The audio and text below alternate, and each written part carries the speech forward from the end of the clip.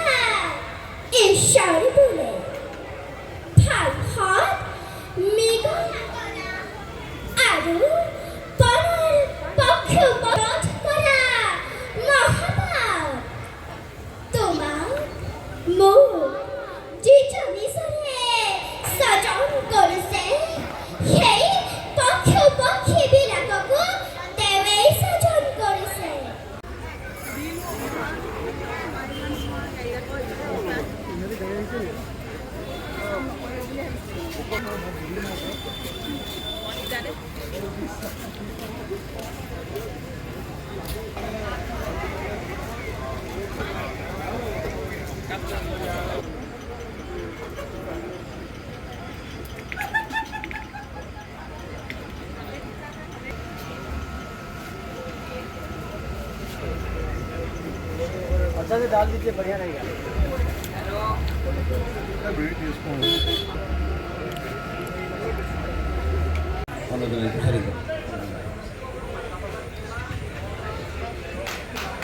আৰু ৰাজীৱ শইকীয়াদেৱ আহি পাইছে নি বাৰু? কৰ্মশ্ৰী সম্বৰ্ধনা জ্ঞাপন কৰিছে সাংস্কৃতিক বিভাগৰ হৈ পবিত্ৰ মাধৱ শইকীয়াদেৱে।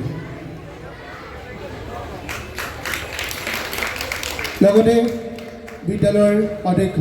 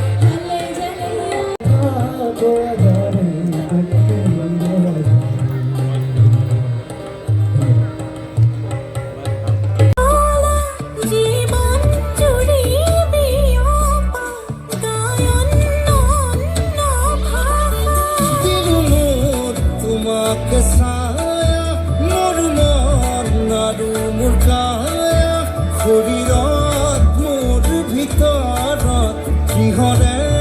অন্ধ মায়া সপোন নামি আহে আজি চকুতে মোৰ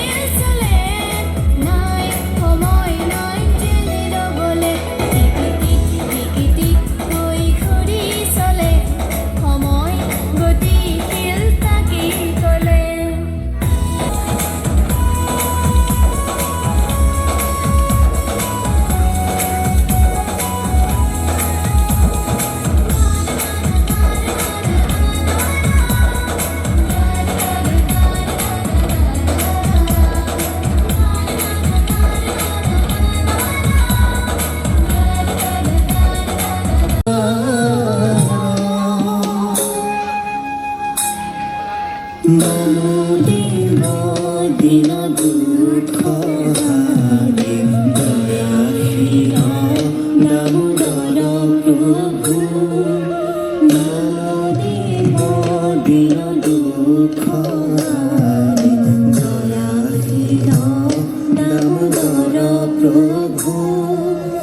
আমি দুঃখী তত শৰণে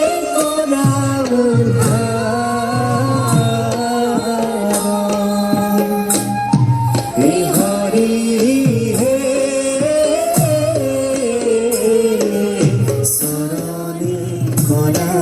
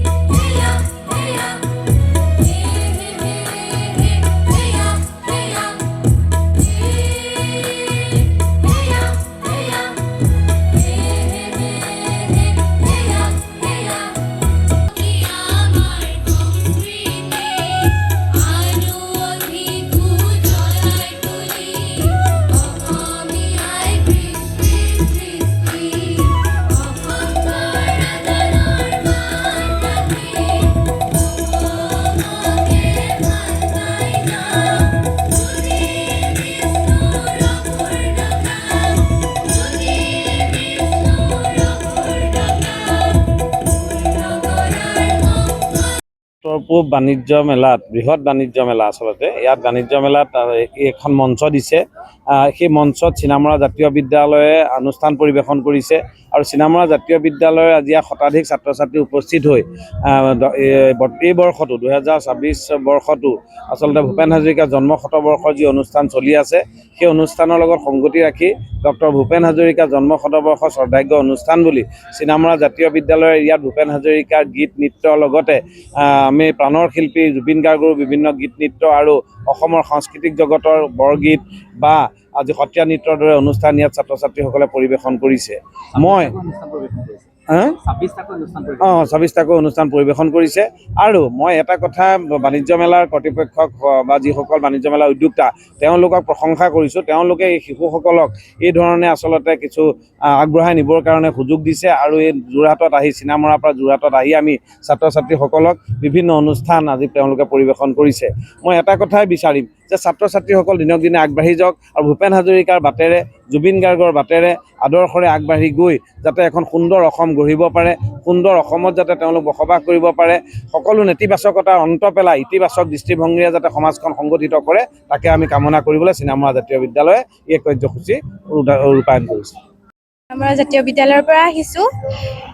আৰু আমি ইয়াত সত্ৰীয়া নৃত্য এটা অনুষ্ঠান কৰিবলৈ আহিছিলোঁ আৰু ভাল লাগিলে অংশগ্ৰহণ কৰি ইয়াক অশেষ ধন্যবাদ জনাইছোঁ কাৰণ আমাৰ ছাৰৰ বাবে ইয়াত মানে অনুষ্ঠান পৰিৱেশন কৰিবলৈ মানে সুবিধা পাইছোঁ আৰু ইয়াৰ বাবে আমাৰ অনুষ্ঠান কৰিবলৈ আহিছোঁ যেতিয়া আমাৰ ইয়াৰ সাহস বাঢ়িছে আৰু ইয়াতো নহয় আমাৰ ইয়াতকৈও আমি ডাঙৰ অনুষ্ঠানলৈ যাব পাৰিম আৰু ইয়াতকৈ আৰু বেলেগ ডাঙৰ এটা সাহস কৰিবলৈ আমি মানে ছাৰৰ পৰা সুবিধা পাইছোঁ আৰু ইয়াৰ বাবে ছাৰক অশেষ ধন্যবাদ জনাইছোঁ জাতীয় বিদ্যালয়ৰ ছাত্ৰী আৰু আমাৰ সঞ্চালক মহোদয়ক অশেষ ধন্যবাদ জনাইছোঁ আমাক শিক্ষাৰ জৰিয়তে অন্য সাংস্কৃতিক জগতলৈ আমাক আগবঢ়াই নিয়াত আৰু আমি ইয়াত বৰ্তমান 24টাকৈ প্ৰগ্ৰেম অনুষ্ঠিত কৰিছোঁ মই ইয়াত বিদ্যালয় সংগীত কোৰাছ লগতে মায়াবিনী গীতেৰে মই ইয়াত অনুষ্ঠান পৰিৱেশন কৰিছোঁ ভাল লাগিছে আৰু 2টা অনুষ্ঠান মোৰ আমাৰ এতিয়াও বাকী আছে বাঢ়িছে পাকিস্তান স্মল স্কেল ইণ্ডাষ্ট্ৰিজ এছ'চিয়েশ্যনৰ দ্বাৰা আমি উত্তৰ পূব বৃহৎ এখন বাণিজ্য মেলা যোৰহাট JDSA ফিল্ডত আয়োজন কৰিছোঁ আৰু এই বাণিজ্য মেলা ৰাইজৰ বিপুল সঁহাৰি আৰু ৰাইজৰ দাবীত আমি জুন মাহৰ 7 তাৰিখলৈকে এক্সটেনশ্যন কৰিব লগা হৈছে কাৰণ ৰাইজৰ বিপুল দাবী তেখেতসকলে কৈছে যে এতিয়াও অলপ বঢ়াই দিব লাগে আৰু প্ৰতিদিনে অন্ততঃ 2-3খন স্কুলকৈ অনুষ্ঠান কৰিবলৈ আমি এটা বৃহৎ মঞ্চৰ ব্যৱস্থা কৰিছোঁ আজি যোৰহাট চিনামৰা জাতীয় বিদ্যালয়ে অনুষ্ঠান কৰিছে এই ভূপেন হাজৰিকাদেৱৰ জন্ম শতবাৰ্ষিকীৰ বছৰজোৰা অনুষ্ঠান তেওঁলোকে ইয়াত এটা কৰাৰ প্ৰয়াস কৰিছে আৰু যথেষ্ট ভাল অনুষ্ঠান তেওঁলোকে কৰিছে তেওঁলোকৰ স্কুলৰ গোটেইখিনি ষ্টুডেণ্ট আৰু তেখেতসকলৰ গাৰ্জেন প্ৰতিজনে ইয়ালৈ আহিছে আমি তেখেতসকলৰ উৎসাহ দেখি অতিকে আনন্দিত আৰু প্ৰতিখন স্কুলকে আমি এটা অনুষ্ঠান কৰিবৰ কাৰণে ইয়াত এটা বৃহৎ মঞ্চৰ ব্যৱস্থা কৰিছোঁ কাৰণ এই শিশুসকলৰ প্ৰতিভা বিকাশৰ কাৰণে আমি যোৰহাট কোৰ্টফিল্ডত এটা ষ্টেজৰ ব্যৱস্থা কৰাটো এটা ডাঙৰ কথা তেওঁলোকৰ কাৰণে আৰু আমি ৰাইজৰো এই মেলাত যথেষ্ট সঁহাৰি পাইছোঁ আৰু সেই সঁহাৰিৰ প্ৰতি লক্ষ্য ৰাখি আমি 7 তাৰিখলৈকে অনুষ্ঠানটো এক্সটেণ্ড কৰিবৰ কাৰণে ব্যৱস্থা কৰিছোঁ से ड्राई फ्रूट्स ले आए हैं आप लोग के लिए आइएगा अफगानिस्तान से ड्राई फ्रूट्स ले जाइए शॉपिंग कीजिए जोरहाट कोर्टफील्ड में